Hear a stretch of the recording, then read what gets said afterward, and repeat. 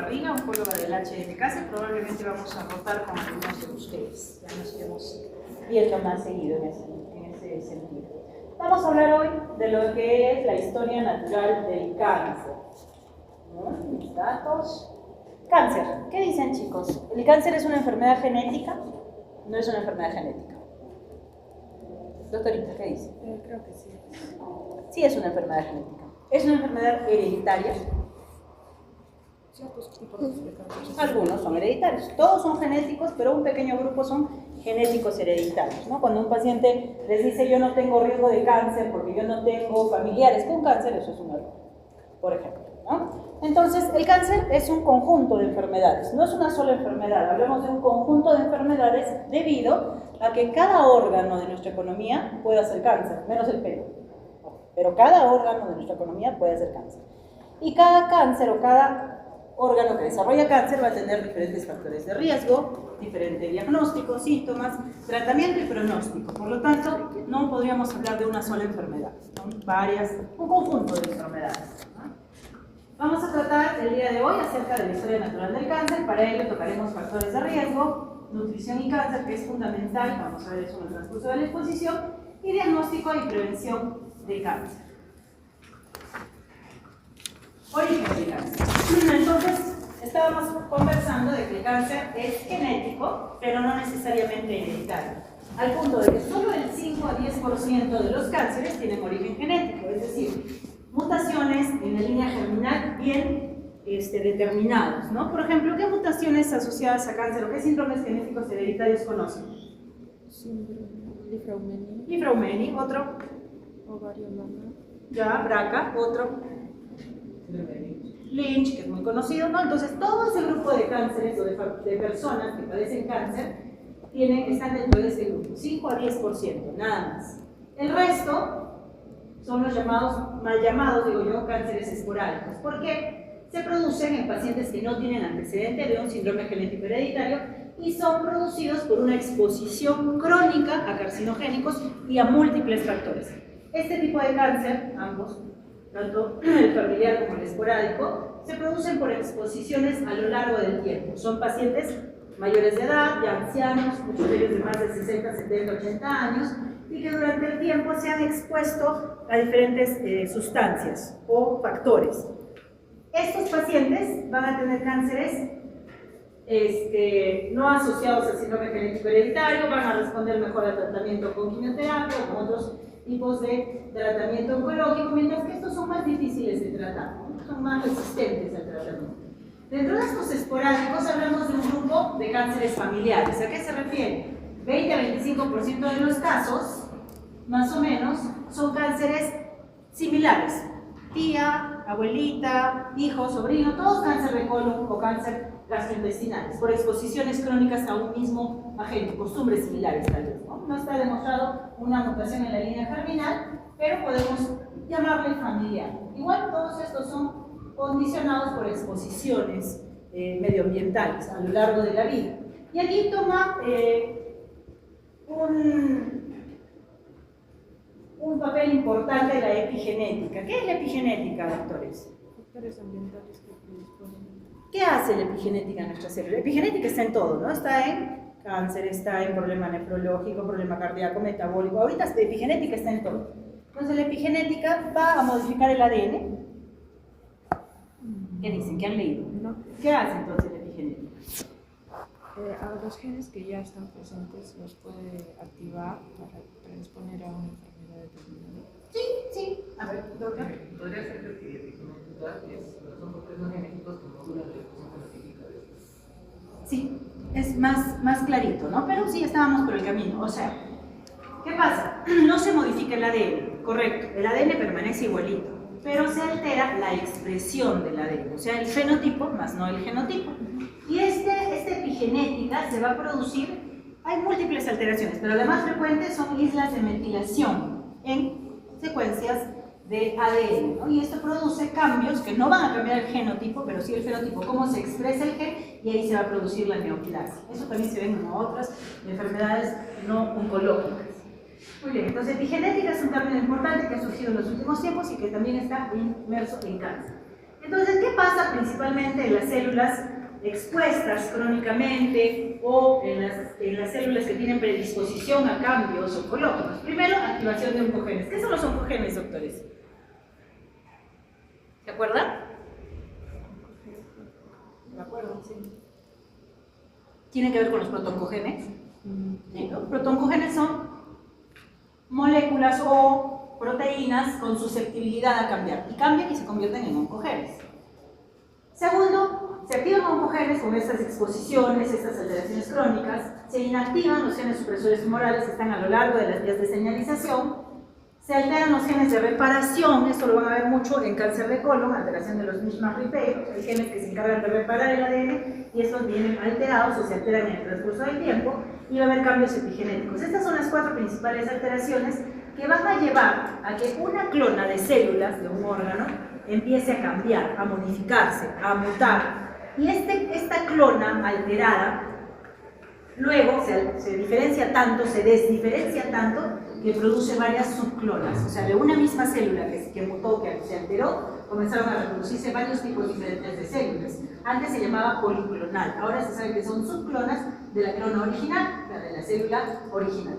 Y todo este cambio va a llevar a pérdida del control del ciclo celular, resistencia a la apoptosis, captación de replicación, capacidad de replicación ilimitada, angiogénesis, que es muy importante en el medio ambiente tumoral con angiogénesis, que permite invasión tisular y metástasis a distancia y evasión del sistema inmunológico, ¿no? Entonces, esto inicia, produce los cambios de la clona y las subclonas, y esta es la consecuencia. Si hablamos de un modelo lineal que es más claro para entender esta evolución, este es el que nos presenta Avelot, es un texto bastante útil, se lo recomiendo porque está en castellano la última edición y es bien clarito. Entonces, una célula iniciadora normal se expone a carcinogénicos de diferente índole. No solo virus, radiación y productos químicos, acá está inmerso el estrés, la exposición a polución del aire, polución del agua, cantidad de sustancias o situaciones que nos arriesgan y cambian. Esta célula iniciadora va a exponerse a carcinogénicos o metabolitos de los procarcinógenos y van a empezar cambios genéticos y epigenéticos. La célula ya no es normal, se produce una célula con una pequeña alteración. Esta célula alterada comienza a proliferar, se da una expansión clonal, es decir, de una sola célula. Luego esta célula, una sola clona que se ha reproducido, sigue exponiéndose a los cambios genéticos y epigenéticos y se convierte en una lesión policlonal, donde ya un tumor es evidente, es diagnosticado, da síntomas y requiere tratamiento de fondo, ¿no? Acá no solo es cirugía, radioterapia y quimioterapia, ahora tenemos inmunoterapia, terapia biológica, entre otros. Entonces, esta es la evolución desde una célula normal expuesta hacia la proliferación policlonal o subclonal y el desarrollo de un cáncer. Si hablamos de, ¿se acuerdan lo que es la prevención primaria, secundaria y terciaria en cualquier enfermedad? ¿Qué es la primaria? La prevención primaria. Primaria a todos, sí, es amplia ya, pero ¿en qué momento se tiene que dar prevención primaria? El periodo prepatogénico. El periodo prepatogénico, es decir, antes de la enfermedad. Entonces, nuestra prevención primaria en cáncer debe estar dada en este punto, antes de la exposición a los carcinogénicos.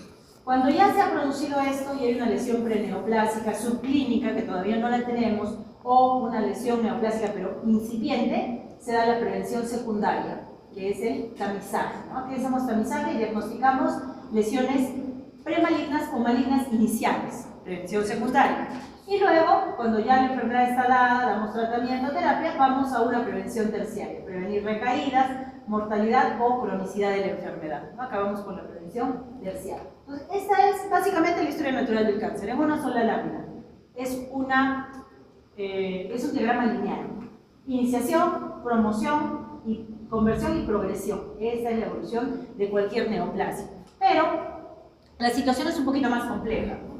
Para fines didácticos está bien el diagrama lineal, pero para fines reales tenemos que todas las alteraciones derivadas de lo que hemos visto se pueden dar una después de otra o juntas. Por eso el diagrama no es lineal, sino debe ser circular.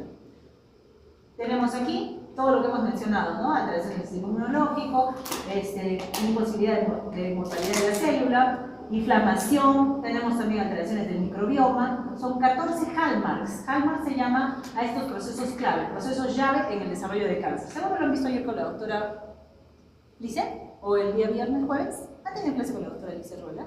No. ¿Ah, no? Bueno, ella es ya la primera clase, pero bueno, estos hallmarks son 14, antes eran 8, luego 12, pero ahora son 14 posibles alteraciones que se pueden dar conjuntamente una después de otra en un orden establecido para cambiar esa célula iniciadora hacia la conversión y progresión. Entonces, si hablamos de cáncer, es una enfermedad en aumento, es una enfermedad emergente, un problema de salud pública serio, y tenemos casi 20 millones de casos alrededor del mundo hasta el año 2022. Esto por año, nuevos casos por año. Esta es la cápita de la Organización Mundial de la Salud, el Globocán, si quieren buscar información acerca de epidemiología. La última publicación es del 22, esperemos que este año salga la actualización, puede haber grandes cambios, pero esto es lo último que tenemos de forma oficial. Y este es un planisferio, este es un planisferio de la densidad de nuevos casos a nivel mundial, teniendo en cuenta que las zonas más densas de incidencia tienen un color más oscuro. ¿Qué le llama la atención? Esto es de población masculina. ¿Qué nos llama la atención, chicos? ¿Qué zonas tienen más cáncer? Ahí estoy sola. ¿Qué zonas? Norteamérica, menos México, Parte de Europa, Asia. Países desarrollados. Podríamos pensar que es al revés, ¿no? Pero ¿por qué? ¿Por qué estas zonas poblacionales tienen más densidad de cáncer y la mujer igual? Porque tienen hábitos malos hábitos, sedentarismo, obesidad, comida rápida. Entonces, el cáncer no es hereditario, sí hay genética, es cierto, pero puede ser adquirido, es más que nada adquirido, entre comillas, diferentes hábitos, diferentes exposiciones. Y también, si nosotros vamos a este planisferio que me gusta mucho, también cambia la mortalidad y la incidencia por diferentes países, y hasta en un mismo país puede haber diferente incidencia. ¿Qué le llama la atención, por ejemplo? Vámonos. Principal causa de muerte por cáncer hoy en día es el cáncer de pulmón a nivel mundial. En el Perú, ¿será el cáncer de pulmón el causante de la mayor cantidad de muertes? ¿Qué cáncer es el que más mata a la población peruana? En población, varones y mujeres, todos juntos. Mujeres es cáncer de cervix, todavía. Pero si juntamos a todos, ¿qué cáncer es el que más mata a la población peruana? ¿Qué dicen, chicos? No lo han leído, no lo han escuchado, no les han dicho. Recién están empezando sus prácticas, ¿no? Colorectal, no, está en cuarto lugar el colorectal, cuarto, quinto. Gástrico, chicos, gástrico. El problema en el Perú, serio, es el cáncer gástrico. El que más mata en el Perú, doctores, es el cáncer gástrico. No se ve, pero hay una diferencia de color, es gástrico. El que más nos mata. ¿Ya? Poblaciones diferentes como África, por ejemplo, tiene más cáncer hepático, más mortalidad de cáncer hepático. No hay en otro lugar, ¿no? Bueno, en Mongolia. ¿Por qué el cáncer hepático en estas zonas? África. Doctores, ¿cómo están? Pasen más adelante, si no, no me van a escuchar y no les voy a poder preguntar. Aflatoxinas. Las aflatoxinas se producen por hongos que están en los cereales. Y la población africana tiene épocas de sequía y épocas de abundancia. Ellos guardan sus granos en grandes almacenes y estos se llenan de hongos y estos producen aflatoxinas que van a llevar a cáncer hepático. Entonces, cada área poblacional puede tener diferentes tipos de cánceres por sus exposiciones medioambientales, dietéticas, laborales, entre otros. India, cáncer de labio. Acá es raro el cáncer de labio, sumamente raro. Consumen más de areca para sus ceremonias. Tienen más cáncer de labio, cambia, ¿no? Es diferente. Eso nos comprueba que las exposiciones medioambientales, factores medioambientales sí cuentan en el cáncer, y mucho. Como les decía, cáncer de pulmón, primero mortalidad, primero incidencia a nivel mundial hasta el 2022. Ahora en el 2026 puede haber cambiado, no lo sé, es probable que no. ¿Desde cuándo existe el cáncer? Desde época prehistórica. Dinosaurios, fósiles de dinosaurio con zonas osteoblásticas, cánceres osteoblásticos, lesiones osteoblásticas. El primer caso documentado a nivel de seres humanos se dio en el año, o mejor dicho, 3000 años antes de Cristo, en una momia que tenía lesiones plásticas y aparentemente un cáncer de tejido óseo, un cáncer de próstata. Hipócrates acuñó el término carcino, carquinos y cáncer en el siglo IV a.C., como el padre de la medicina. Encontró lesiones ulceradas que proliferaban o infiltraban tejido, le pareció algo similar al cangrejo y bueno, le denominó carcino, carquinos y luego cáncer. Virchow, en 1840, un patólogo alemán muy reconocido, evidenció que las células malignas se parecían mucho al órgano del cual provenían y que iban evolucionando desde el órgano inicial. Él fue el primero en pronunciar o en promulgar esta afirmación. Y en 1975, Watson y Crick marcan un hito fundamental para toda la medicina y sobre todo para el cáncer, porque ellos secuencian el ADN y ahora sabemos que en base a la secuenciación de ADN, nosotros podemos identificar las alteraciones, mutaciones, deleciones, reinserciones, la alteración que pueda tener la célula y el cáncer para poderlo tratar de forma dirigida, de forma precisa. Ya no se habla de medicina basada en evidencias, ahora se habla de medicina de precisión. Y el cáncer es uno de los que más medicina de precisión tiene porque nos permite la secuenciación de ADN identificar cuál es la alteración genética exacta de nuestro paciente y poderlo tratar con bloqueos directamente hacia la alteración genética que el paciente tiene. Entonces, esto fue en base a los años 75, Watson y Crick. El cáncer, como les decía, emergente. ¿Por qué? Porque está emergiendo de manera exorbitante los casos de cáncer a nivel mundial, cada vez más jóvenes, eso es cierto, pero ¿por qué hay más casos cada vez? Envejecimiento de la población. Tenemos más tiempo, los ancianos o las personas de longevidad tienen más tiempo para exponerse a estos carcinogénicos medioambientales. De modo que a los 40 años la mortalidad por cáncer es duplicada, le vamos a una tabla de gráficos, a los 80 la mortalidad se duplica, tanto en varones como en mujeres. Entonces la edad, si ustedes les preguntaran cuál es el principal factor de riesgo, la edad es un problema serio. Si volvemos al tema de la historia natural, pues el periodo prepatogénico que veíamos antes de la interacción agente-huésped-ambiente, antes de que se produzca la enfermedad, ahí podemos intervenir. Periodo patogénico, cuando ya se ha dado el cambio en la célula inicial, la iniciación, los cambios en la clona, luego las subclonas, iniciación, promoción, progresión. Y tenemos en esta etapa la fase subclínica, que ya vamos a ir desarrollando, cuando no hay síntomas y hacemos tamizaje, y la fase clínica, donde ya se presenta el diagnóstico, complicaciones y metástasis. Y el periodo postpatogénico no es menos importante, obviamente, pero no lo vamos a tratar mucho en esta clase. El periodo postpatogénico en cáncer es cuando el paciente ya resuelve la enfermedad o se le trata y resuelve la enfermedad, va a la cronicidad, con lesiones que han dejado secuelas crónicas y fallecimiento del paciente en la tercera opción. Entonces, la historia natural del cáncer es bastante sencillo, si lo vemos desglosado. Y si hacemos un paralelo entre el primer gráfico, es decir, el diagrama lineal de desarrollo de cáncer, acá lo veremos, periodo prepatogénico, antes de la exposición, el patogénico, cuando ya hay cambio de la clona hacia las subclonas, la fase subclínica en el tamizaje, lesiones preneoplásicas, y una fase clínica que ya debe ser tratada.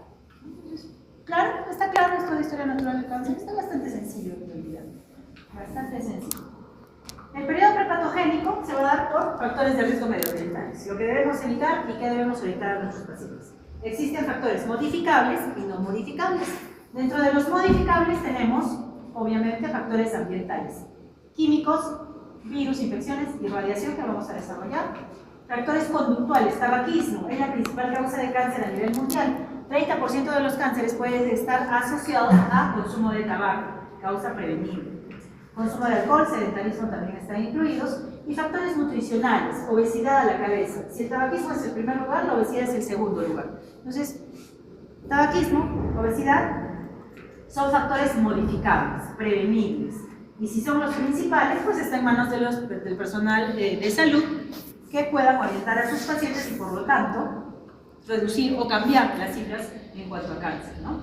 También dentro de factores nutricionales tenemos dietas ricas en ultraprocesados, carnes rojas, dietas ricas en grasas, carbohidratos, ¿no? Ahumados también están incluidos acá. Cada cáncer tiene diferentes riesgos, eso lo van a ver en el desarrollo de las neoplasias.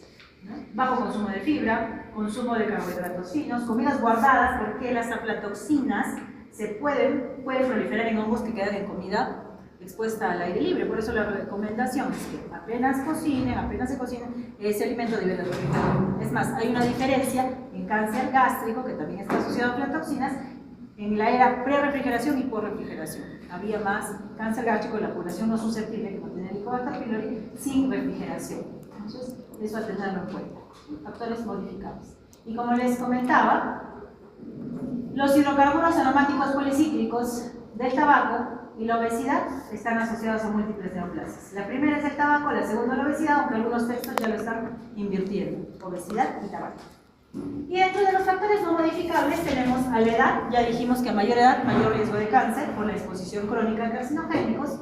El sexo también, para haber cánceres exclusivamente del varón, exclusivamente de la mujer, pero también en órganos que están en ambos sexos puede haber cánceres preponderantes, sobre todo en el varón. Cáncer gástrico, más frecuente o más incidente en el varón. Cáncer de colon, más incidente en el varón. Cáncer renal, más incidente en el varón. Entonces hay que tenerlo en cuenta. Sexo. Etnicidad, raza. ¿Habrá razas más susceptibles a cáncer? ¿Qué dicen? ¿Hay razas más susceptibles a cáncer o no? Sí. Sí, ¿qué razas? Puede ser que, por ejemplo, la raza blanca tiene más susceptibilidad a cáncer de piel. Disculpa un segundito, como les digo, porque están que me interrumpen. Ya. Cáncer, personas blancas. Hemos visto en el planisferio, ¿no?, que la raza blanca, en teoría, las zonas desarrolladas tiene más cáncer, pero eso está más asociado a sus hábitos. Pero ¿habrá razas en sí más asociadas a cáncer? Sí, se ha descubierto. Por ejemplo, los judíos askenazis tienen más mutaciones BRCA, más cánceres de mama, cánceres de próstata, con mutación BRCA. La raza negra tiene mayor susceptibilidad y peor pronóstico en cáncer de próstata, cáncer de mama, cáncer de cuello uterino. Entonces, sí hay cierta relación con la etnicidad en sí, no con las exposiciones de sus medio ambientes, ¿no?, del ambiente en el que viven los pacientes. Síndromes genéticos hereditarios, que lo mencionamos al principio y que es una larga lista, podría ser una clase completa, pero lo voy a mencionar. Inmunosupresión. ¿Han escuchado algo de la inmunoterapia en cáncer? ¿Nada? Lo voy a poner en una slide más adelante, pero se ha comprobado que un sistema inmunológico adecuado va a reconocer al antígeno tumoral y va a poder defendernos contra el cáncer. Entonces, es muy importante el sistema inmunológico o como factor no modificable. La inflamación también está inmersa en casi todas las neoplasias. Por ejemplo, cáncer de colon es uno de los que más está asociado a procesos inflamatorios. La enfermedad de Crohn, colitis ulcerativa, es factor de riesgo para cáncer de colon. Prostatitis, también puede haberse esta asociación. Itus a repetición, cáncer de vejiga. Mala higiene dental, caries crónicas, lesiones gingivales crónicas, más riesgo de cáncer de cavidad oral. O sea, hay una asociación entre procesos inflamatorios y desarrollo del cáncer en el órgano donde se ha producido la inflamación crónica. Pero estos son factores no modificables. Si hablamos de los factores ambientales, Havelock divide en sustancias químicas, exposición a radiación y exposición a virus, bacterias y demás. 100 sustancias químicas, dentro de lo químico, 100 sustancias químicas están reconocidas como categoría 1 para riesgo de cáncer, es decir, están relacionadas al desarrollo de cáncer, comprobado, ¿no? Está comprobado. Y 300 sustancias químicas son de categoría 2A y 2B, es decir, probables y posibles. Entonces, es importante nuestras exposiciones de diferente índole. Entonces, partiendo, o mejor dicho, como conclusión de los primeros slides, los factores ambientales son la causa principal de cáncer, podríamos decirlo. ¿Qué dicen?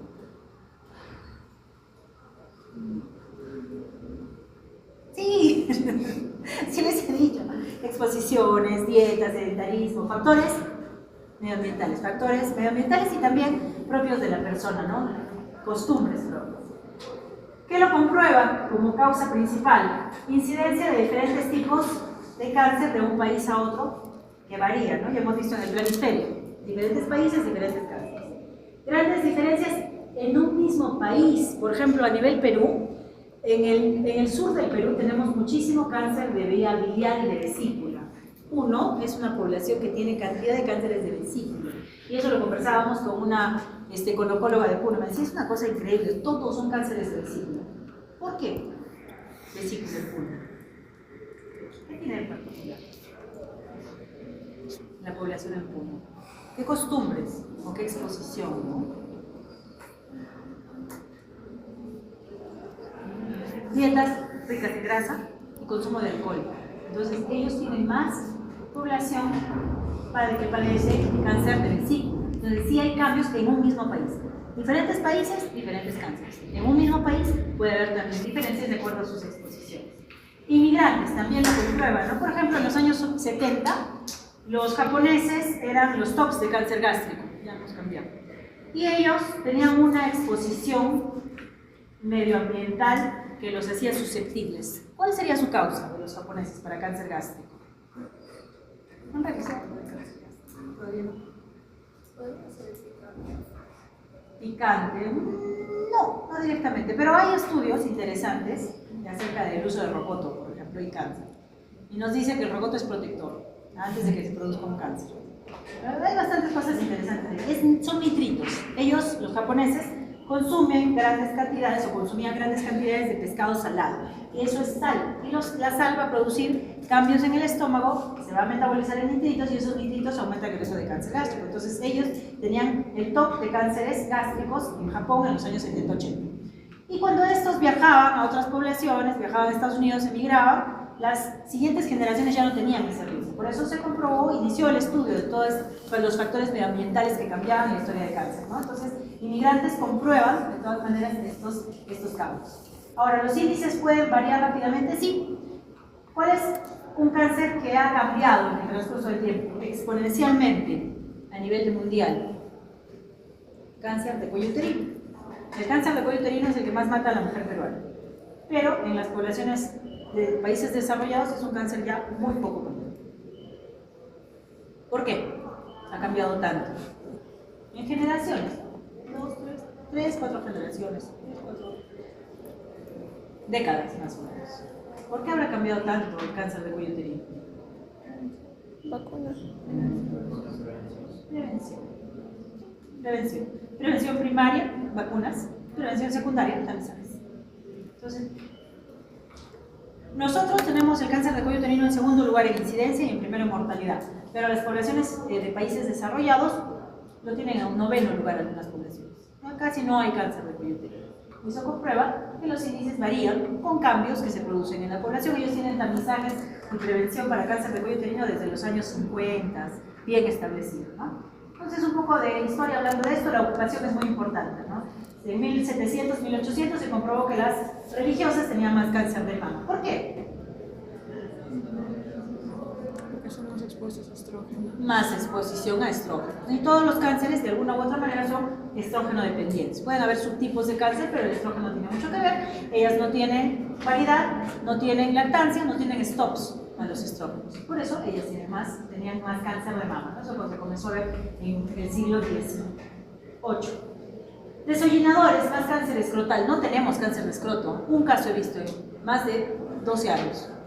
Un cáncer de escroto. Ellos, los desollinadores, tenían múltiples casos por su factor laboral. Cáncer de pulmón en los trabajadores de minas. Y en esa época el cáncer de fosa nasal es el que más se asociaba al tabaco. Ahora se sabe que todos los cánceres están asociados de una u otra manera al tabaco.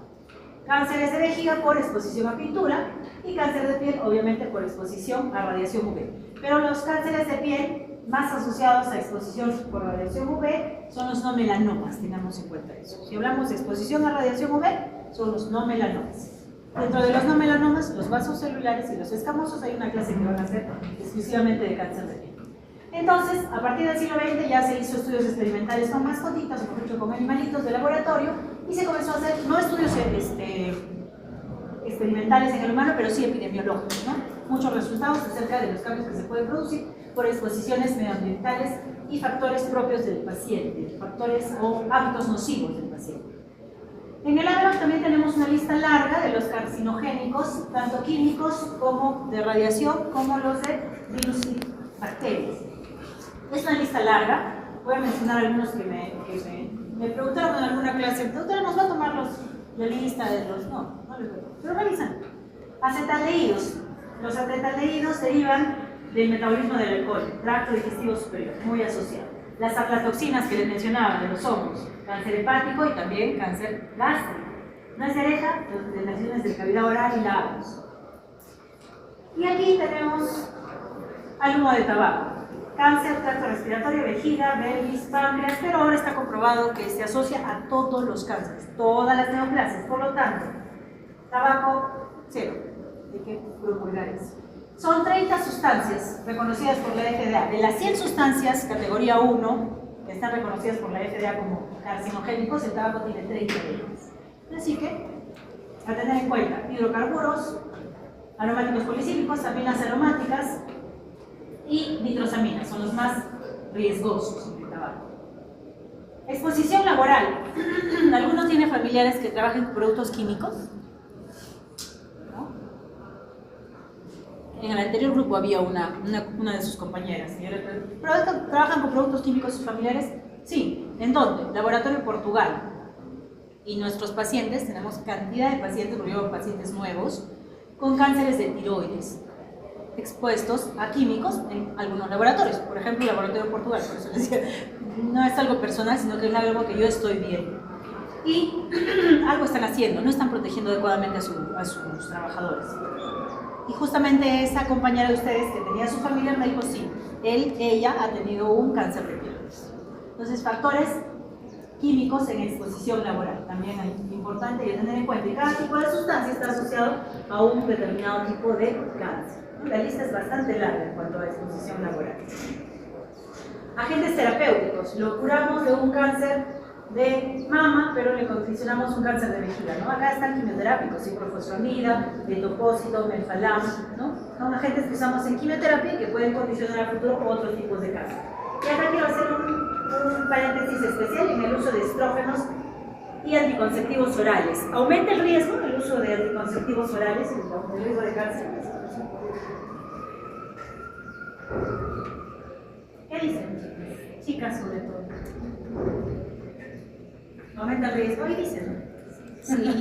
Ahí dicen. Ya, los textos hasta el año 2018 decían que el uso de 5 años de anticonceptivos orales combinados, estrógenos y progesterona, aumentaba el riesgo de cáncer de mama y de endometrio hasta 4 veces. Acá han colocado hígado además.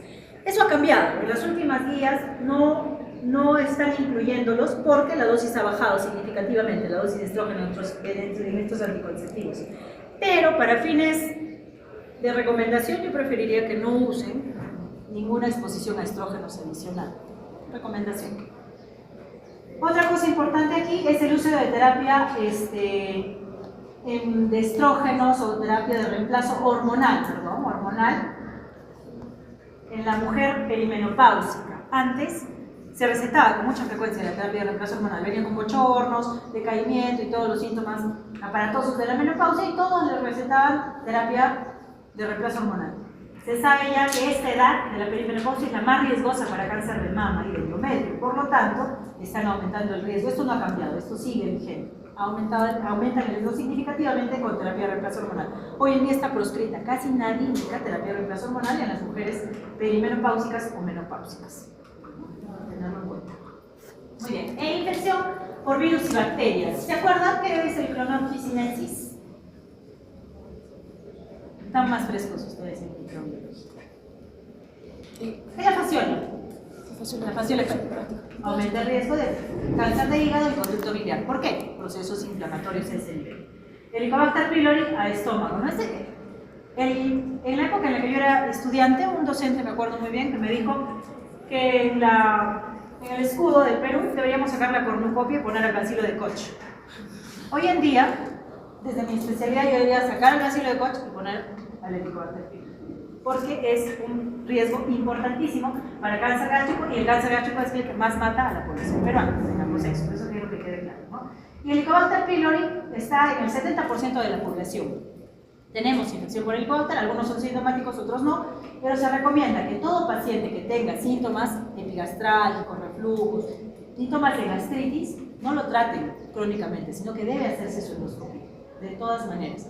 En algún grupo me dijeron, doctora, pero es un procedimiento invasivo. Sí es invasivo. Una opción podría ser desde el aliento, también nos puede orientar, pero yo prefiero definitivamente las endoscopías en pacientes que crónicamente tienen síntomas gastrointestinales. No se conformen con que el gastroenterólogo les dé omeprazol. Eso pasa en el seguro mucho, ¿eh? Meses, años, 2, 3 años con su omeprazol. Y nunca nadie le hizo al paciente una endoscopia. Eso no debemos caer en eso, nuestra realidad peruana. Virus de la hepatitis, el cáncer hepático, virus de deficiencia, sarcoma de Kaposi, el papilomavirus, cáncer de cervix, y no solo cáncer de cervix, también cáncer de pene, vagina, vulva, cavidad oral, y hay cáncer de colon que están asociando hoy en día también al papiloma, así que es un serio problema de salud. El HTLV, leucemias, linfomas y otros parásitos, ¿no? Como el cistosoma hematobium, que es ese parásito que ingresa a la uretra de los varones, sobre todo en la selva. Cáncer de vejiga, procesos inflamatorios. ¿Sí? Los procesos inflamatorios tienen mucho que ver y estos a su vez están asociados a factores medioambientales, infecciones o exposiciones medioambientales por bacterias y parásitos. Y radiación, obviamente es un factor importante. Se sabe que desde las bombas de Hiroshima y Nagasaki la radiación sigue circulando y sí es factor importante para el desarrollo de neoplasias. Aquí tenemos también procedimientos de radiodiagnóstico como los rayos X. En realidad es una dosis mínima. Lo que nos preocupa realmente hoy en día son las tomografías. Las tomografías son reconstrucciones de rayos X, ¿no? Y son aproximadamente 800 radiografías las que se toman en una sola tomografía. Por lo tanto, la exposición es sumamente alta. No se recomienda, salvo nuestros pacientes oncológicos que requieren seguimiento, hacer tomografía si no es sumamente necesario. ¿Ya? Entonces, ¿qué pasa con todo lo que hemos visto? Dieta, exposición, trabajo, alcohol, infecciones, exposición a químicos, todo ello se metaboliza y los metabolitos más estables van a interactuar con diferentes sustancias de nuestro organismo: ácidos nucleicos, proteínas, carbohidratos y lípidos. Esta interacción va a llevar a uniones de los metabolitos tóxicos con diferentes sustancias de nuestro cuerpo. Pero va a depender mucho el resultado de esta interacción de la susceptibilidad individual. ¿Qué quiere decir? Pacientes que fuman toda su vida, 50 años, fumadores pesados, nunca desarrollaron un cáncer, pero tienen una exposición altísima, susceptibilidad interindividual. Uno que jamás usó tabaco y solo se expuso a humo de leña, porque se nada con la infancia, su cáncer de pulmón. Entonces es diferente de acuerdo al individuo y también de acuerdo a la dosis de exposición, ¿no? Paracelsus en el siglo XVI decía que todo es veneno, todo. Solo depende de la dosis para que sea veneno o remedio. Entonces hay que tener en cuenta eso. ¿Y qué pasa con estos metabolitos activos? En el modelo lineal, que era el que vimos inicialmente, pero que es bastante didáctico, la teoría nos decía que los metabolitos activos de las diferentes sustancias interactúan directamente con el ADN, se unían, formaban aductos, y ahí se producían las alteraciones propias del cáncer. Pero hoy en día se sabe que no solo interactúan con el ADN, sino con todas las proteínas de las vías de señalización. Estas proteínas, no han hablado de vías de señalización todavía, ¿no? Pero ¿tienen idea de las vías de señalización? Sí, ¿cierto? ¿No? Tenemos la membrana celular, tenemos diferentes receptores de membrana que van a transmitir hacia el interior y hacia el núcleo mensajes de reproducción, apoptosis, entre otras cosas, y estas vías de señalización están dadas por diferentes proteínas. Es como una cascada de agua, pero de proteínas.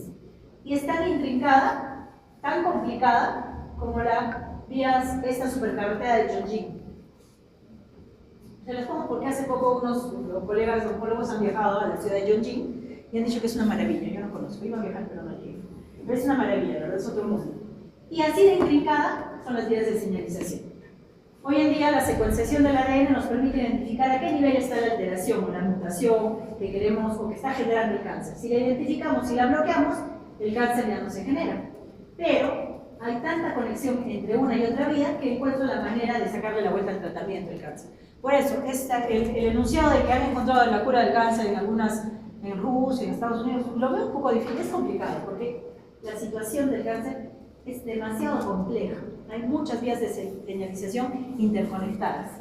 Pero esto es En conclusión, lo que pasa con nuestros metabolitos carcinogénicos que van a interactuar con nuestras células y van a producir cáncer. Metabolitos carcinogénicos, entonces se unen. Adductos forman los metabolitos adductos entre el carcinógeno y el ADN, y también entre el carcinógeno y diferentes proteínas de nuestro organismo. Esto ya está bien establecido. Y además de todo lo que hemos visto, las exposiciones medioambientales, tenemos que hablar rápidamente de nutrición y cáncer. Se recomienda una dieta saludable, rica en antioxidantes que nos protege contra la formación de radicales libres. Dieta mediterránea es la que debemos promulgar y debemos empezar a consumir. ¿Saben qué es la dieta mediterránea? ¿Han escuchado? ¿Han hecho nutrición? ¿Qué es la dieta mediterránea? Ya se olvidaron de bien. Rica en frutas y verduras, baja en carbohidratos finos y con cereales complejos, ¿no? Esta dieta es la que deberíamos consumir todos. Ejercicio regular, importantísimo, porque esos metabolitos carcinogénicos se pueden expulsar con el ejercicio. Entonces a nuestros pacientes les debemos recomendar ejercicio regular por esa razón. Dietas, la recomendación es dieta rica, mejor dicho, baja en grasas y calorías, porque esta dieta, con un índice de masa corporal de más de 30, aumenta exponencialmente casi todos los cánceres. En mujeres, mama, ovario, endometrio, renal, colon, estómago, riñones. Entonces la obesidad a la cabeza debe ser combatida por nuestras recomendaciones. El riesgo oncológico aumenta por el almacenamiento y liberación de carcinogénicos lipofílicos, que vamos a ver en un siguiente slide. Y la obesidad es igual a inflamación. Y ya hemos visto que la inflamación aumenta el riesgo de cáncer. Y los obesos son, de alguna manera, inflamados crónicamente. Entonces hay más riesgo a todo nivel en ellos. La relación es que aumenta el 10% el riesgo de cáncer con 5 puntos que aumenta nuestro índice de masa corporal. Es una relación grande, 10% de riesgo con 5 puntos, hay que tenerlo en cuenta. Mantener un peso saludable en la recomendación y bajo consumo de alcohol y otras sustancias bien establecidas. Y lo que les decía de la obesidad. La obesidad tiene 3 mecanismos para la producción de cáncer. Primero, altera factores hormonales, mayor producción de insulina, y altera también los receptores de insulina en la membrana celular.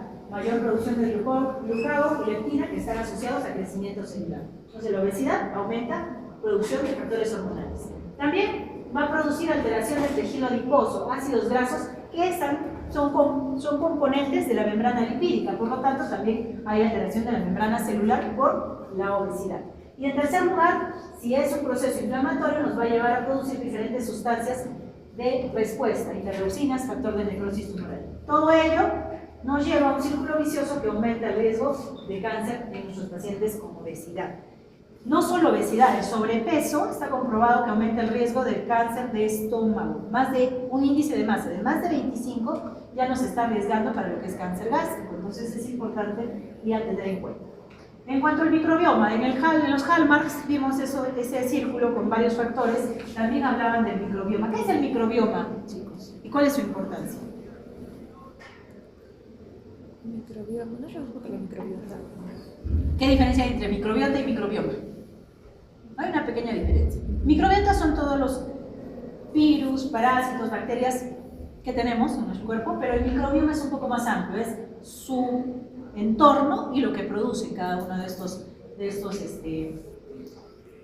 componentes, ¿no? Entonces el microbioma es un poquito más amplio y se habla de que el microbioma intestinal, por ejemplo, es el segundo cerebro de nuestro organismo, por no decir el primero, el primigenio, el primitivo. Hay un documental en Netflix acerca del microbioma, muy importante. ¿Por qué? ¿El microbioma nos salva o nos hunde? Nos protege contra el cáncer. Si es un buen microbioma, nos salva, nos protege contra el cáncer, pero si es un mal microbioma, nos aumenta el riesgo. Entonces el microbioma es sumamente importante. ¿Y qué tiene que ver con el microbioma? La genética, lo heredamos de todas maneras, estilos de vida, obviamente dieta, actividad física y también costumbres culturales. Entonces, por ejemplo, el microbioma, pacientes, está comprobado, hay estudios publicados y a gran escala, pacientes con un mejor microbioma, un microbioma más normal, tienen menos cáncer, más respuesta adecuada al tratamiento con quimioterapia y también mejor tolerancia a los quimioterápicos. Entonces, importantísimo el microbioma, en todo, no solo en cáncer, en todas las enfermedades, en las metabólicas sobre todo. Por ejemplo, en la época de COVID se comprobó que los pacientes que tenían mejor microbioma tenían menos mortalidad por COVID. Algo muy interesante, cuiden su microbioma, chicos. No antibióticos, sino antiinflamatorios si son si no son sumamente necesarios. Si hablamos ya de la fase patogénica, hasta ahí hemos terminado la fase prepatogénica, exposiciones. ¿Alguna duda? No creo, es un tema interesante enterarnos de muchas cositas. Muy bien, la fase patogénica, es decir, cuando ya la enfermedad está presente como lesión, o sea, cuando ya se han producido los GALMAs y estamos iniciando una etapa subclínica, cuando se puede dar el tamizaje y encontrar lesiones tempranas, y una fase clínica donde ya el diagnóstico está presente y debemos proceder al tratamiento. Si hablamos de la fase subclínica, en el periodo patogénico, hablamos del tamizaje, y el cáncer más tamizable es el cáncer de cuello uterino. Quiero hacer un hincapié en cáncer de cuello uterino, ¿por qué?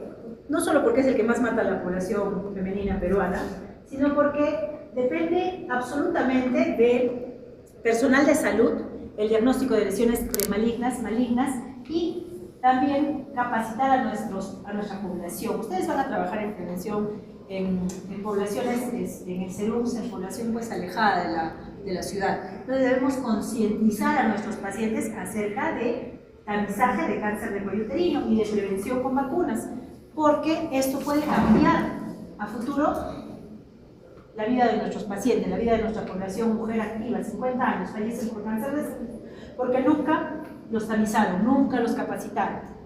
Es casi criminal, chicos, no diagnosticar un cáncer de cuello uterino, porque el PBH, desde que infecta a la mujer hasta que se produce el cáncer, tiene 10 años de evolución. Y si nosotros no encontramos, no orientamos a nuestro paciente, no la tamizamos en esos 10 años o no diagnosticamos en esos 10 años, pues culpa del personal de salud y de nuestro sistema de salud también. Pero concienticémonos de eso. Si ustedes hacen tamizajes, hacen especuloscopías, asegúrense de ver el cuello uterino, por favor, y si se los pido. Si no ven el cuello uterino, no pueden tomar adecuadas muestras, llamen al personal que está junto a ustedes, vuelvan a sacar el espéculo, vuelvan a colocarlo, pero no se conformen con tomar una muestra inadecuada. Por favor, por favor. Muy bien, el tamizaje de cáncer de cuello uterino debe iniciar a los 30 años, salvo en las mujeres con VIH. Las mujeres con VIH deben iniciarlo apenas inicien relaciones sexuales, si la causa ha sido por un contacto no sexual, ¿no? A los 30 años empezamos con test de IVA y el test de BPH. Eso establecen las guías del MINSA. La última guía del MINSA que se ha actualizado posteriormente, de acuerdo a las instituciones, data del 2017. Todavía no ha salido una posterior, al menos hasta principios de año. Y nos dice que las mujeres de esta edad deben tamizarse con estos dos métodos. Porque muchos les van a decir, Papa Nicolau, tamizaje de cuello uterino, Papa Nicolau.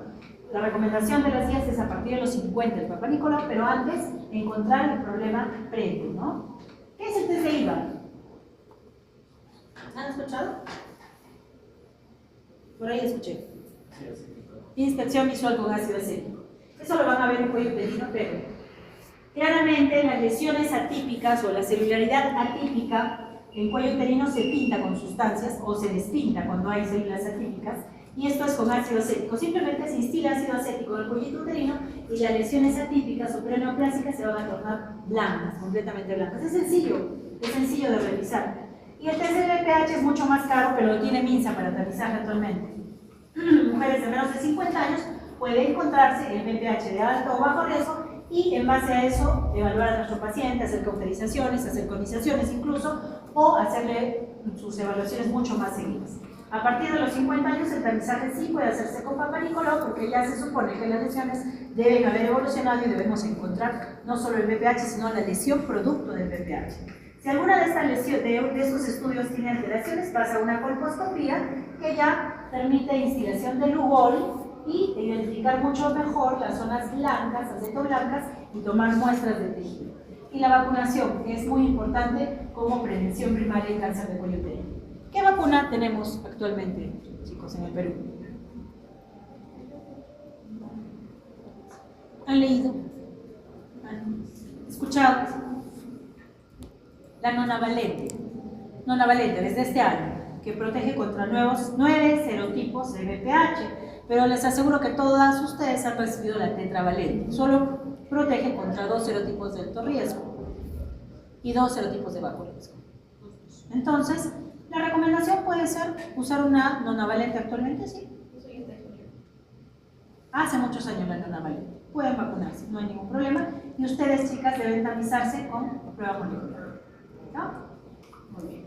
Cáncer de colon, que es otro de los cánceres tamizables. Cáncer de colon se tamiza con colonoscopía o con test de sangre oculta en heces. Yo prefiero la colonoscopía porque nos va a permitir ver lesiones directamente y poderlas sacar. La recomendación, chicos, si es un paciente de riesgo estándar, o sea, no tiene un cáncer previo, no tiene familiares con cáncer de colon de alto riesgo, entre otros, el paciente debe empezar su tamizaje a los 45 años. Todos los pacientes, todos, varones y mujeres, deben tener su primer tamizaje a partir de los 45, con test de sangre oculta en heces o colonoscopía.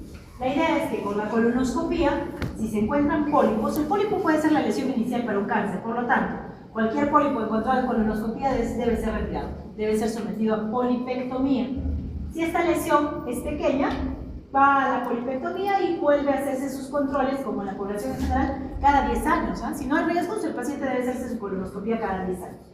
Pero si esta polipectomía resulta en adenomas de alto riesgo, los acerrados son muy riesgosos, los hiperplásicos grandes de más de 1 centímetro también tienen riesgo, se saca el pólipo y se debe hacer su colono cada 3 a 7 años, no cada 10 años. Entonces, eso muchos no lo manejan, pero entonces, si les pregunta a su familiar, sobrina, tengo 50 años, ¿me debo hacer una colonoscopía o no me debo hacer una colonoscopía? Sí. Todos deben pasar por colonoscopía o test de sangre oculta en heces. Prefiero la colonoscopía, la verdad, que sea invasiva, chicos. El término o el guayacol, que es el estudio anterior, término inmunológico que tenemos ahora. Si es positivo, igual tiene que ir a colonoscopía, y si es negativo, se puede repetir cada 1 a 3 años. Esta es la indicación para tamizaje de colon. Para tamizaje de pulmón, hay una particularidad para cáncer de pulmón. Decíamos que es el más letal y el más incidente, pero lastimosamente no existe un tamizaje para toda la población. Sí hacen radiografías a todos, una vez al año en los preventivos, pero en las guías no está establecido que eso sirva. Lo que sirve es tomografías de tórax de baja intensidad, pero solo para pacientes de alto riesgo, más de 50 años y más de 20 paquetes de cigarrillo al año, es decir, más de 20 de índice tabáquico. Estos son los pacientes que sí se van a beneficiar de hacerle un tamizaje por tomografía. El resto de la población no va a tener beneficio, no se ha visto cambios significativos, por lo tanto las guías no recomiendan tamizar a toda la población, solo a los pacientes de alto riesgo. También hay que tener en cuenta si tienen exposiciones adicionales, ¿no? Alto riesgo también, exposición a radón, factores ocupacionales, trabajadores de mina, por ejemplo, van a tener muchísimo trabajador de mina hoy en día. Historia familiar de cáncer, EPI-DPOC, fumadores pasivos, que también tienen alto riesgo, ¿no? Si el fumador activo tiene 10 veces más riesgo de cáncer, el fumador pasivo tiene 3 veces más riesgo de cáncer. No nos arriesguemos y ayudamos a nuestros pacientes. Y también hay herramientas de cálculo, entran sus datos, hay riesgo para cáncer de pulmón del Instituto Nacional de Cáncer. Ponen sus datitos y ven si tienen alto riesgo o no. Ustedes no creo que lo tengan, la verdad, pero para sus pacientes pueden ser. Tamizaje para próstata, 2 pilares, PSA y tacto rectal. ¿Desde qué edad debemos tamizar a nuestros pacientes para cáncer de próstata? Los 50. 50. Es cierto, a partir de los 50. Pero si son pacientes de alto riesgo, puede empezar a los 40 años. La guía dice 45, pero en la práctica es a partir de los 50. Pueden empezar si quieren a los 45, no les va a contemplar los seguros, por ejemplo, no les va a contemplar sino a partir de los 50 años. PSA normal, hasta 3 o 4. 3 coloca la guía del NCCN, pero lo que usamos en nuestros laboratorios es 4 de PSA. Y tacto rectal, no necesariamente, hoy en día no es necesario. La guía dice, la última guía, que es opcional. Podemos basarnos en el PSA. Y en base a eso hacer otros estudios más significativos. Sin embargo, en el tamizaje seguimos haciendo tacto rectal. ¿Por qué? Porque es económico, es masivo, es fácil, alcance del dedo literalmente. Y puede darnos muchos alcances acerca del estado de la próstata. Entonces, seguimos haciendo tamizaje por PSA y tacto rectal. Cáncer de mama. ¿Desde qué edad se tamiza cáncer de mama, chicos? 40. 40 es la edad de quiebre. Se aumenta de forma exponencial los casos de cáncer de mama a los 40 años. Por lo tanto, la indicación es que a partir de los 40 revisemos mamografías a todas las mujeres y de preferencia por tomosíntesis. La tomosíntesis es la mamografía, pero en 3D. Pacientes de menos edad, 25 a 40 años, podemos hacer autoexamen, evaluación cada 1 a 3 años por su médico o ecografías, pero lo dejan como que opcional, pero a partir de los 40 sí es rígida, la tomosíntesis anual. Otros estudios con pacientes de 40 años que tengan mamografía alterada, por ejemplo, que tengan mamas BIRAT 0, son mamas muy densas, tienen que ir igual a ecografía, ambos estudios. Y a partir de los 75 años, la recomendación ya es no realizar tamizajes en mama, por ejemplo. Y a partir de los 65 ya no realizar tamizajes en cuello uterino. Pero esto no es rígido, esto hay que ver de acuerdo al estado de la paciente. Ayer vi una paciente de 74 años que parecía de 60. A esta señora sí hay que tamizarla. ¿Por qué? Se puede tratar y puede tener muchos años más de vida y con buena calidad. En la parte de cáncer de mama, les han tomado el examen, me parece eso. Hay que tener en cuenta que esto es para pacientes promedio, riesgo promedio. Pero las pacientes de riesgo que tienen cáncer de mama en familiares de primer grado, sobre todo, mamá, hermanas, hijas, el tamizaje debe ser diferente. El tamizaje debe iniciarse 10 años antes del cáncer del familiar. Por ejemplo, tuve hace un tiempo una paciente de 29 años en la consulta preventiva, porque hago mucha prevención, y la paciente tenía a su mamá que había fallecido por cáncer de mama a los 35. Entonces, ella debió empezar sus tamizajes ¿a qué edad? A los 25. Y si es joven, no la vamos a arriesgar a mamografías, a radiación. Lo que vamos a hacer son resonancias de mama. La resonancia de mama es la indicación para pacientes de alto riesgo que tienen menos de 30 años. Por ejemplo, mi paciente que tenía 29. Y yo efectivamente le di su orden de resonancia de mamas con contraste y la mandé a que se haga y nunca regresó. No regresó hasta el siguiente año. A su tamizaje del siguiente año, pero con su resonancia, que decía ya cáncer de mama, pero se lo había hecho recién al año siguiente. Si ella hubiera hecho caso y hubiera hecho la resonancia, cuando yo se le indiqué, probablemente hubiera encontrado una lesión mucho más pequeñita o incluso una lesión premaligna, ¿no? Entonces sí es importante saber a quién le vamos a hacer estudios específicos. Y eso les han tomado en el examen de ayer. Yo no sé quién, qué tema les... Cáncer de mama. El médico que desarrolla cáncer de mama les ha tomado eso. Que tengan en cuenta. Entonces, el tamizaje. Tamizaje tenemos cáncer de mama, cáncer de próstata, cáncer de pulmón y cáncer de colon. ¿Y dónde está el tamizaje de cáncer gástrico? No hay. No hay porque las poblaciones desarrolladas, que son las que hacen las guías de tamizaje, no tienen tanto cáncer gástrico como nosotros. Entonces, la recomendación es que así no existan guías de tamizaje a nivel internacional, la población peruana sí debe realizar endoscopías digestivas cuando hay síntomas gástricos, independientemente de la edad. ¿Por qué? El Helicobacter está en el 70% de las personas y el cáncer gástrico está asociado al Helicobacter en un 80% de los casos. Saquen la cuenta y es altísimo, ¿no? Digamos que de acá para acá podemos tener riesgo de cáncer, de Helicobacter pylori. Y si tratamos, lo identificamos y lo tratamos, bajamos nuestro riesgo. No hay tamizaje establecido, pero en nuestra población sí debemos hacer endoscopías. Muy bien, ¿hasta ahí alguna duda? No, es un tema sencillo, chicos, es interesante para tener una idea global de todo lo que es el cáncer. La fase patogénica, cuando ya se torna clínica y ha habido reproducción de subclonas, tenemos síntomas evidentes, tumoraciones ya evidentes, y debemos iniciar con una entrevista adecuada. La entrevista para pacientes con cáncer, ojo, tiene que ser muy delicada, ¿no? Es diferente el diagnóstico de un cáncer al diagnóstico de otras enfermedades. Y para conversar con un paciente con riesgo oncológico o con un cáncer, hay guías bien establecidas de comunicación de malas noticias. Por ahí, si tienen un tiempito, hay guías pequeñitas, pueden darle una revisada para entrevistar a pacientes con riesgo de cáncer.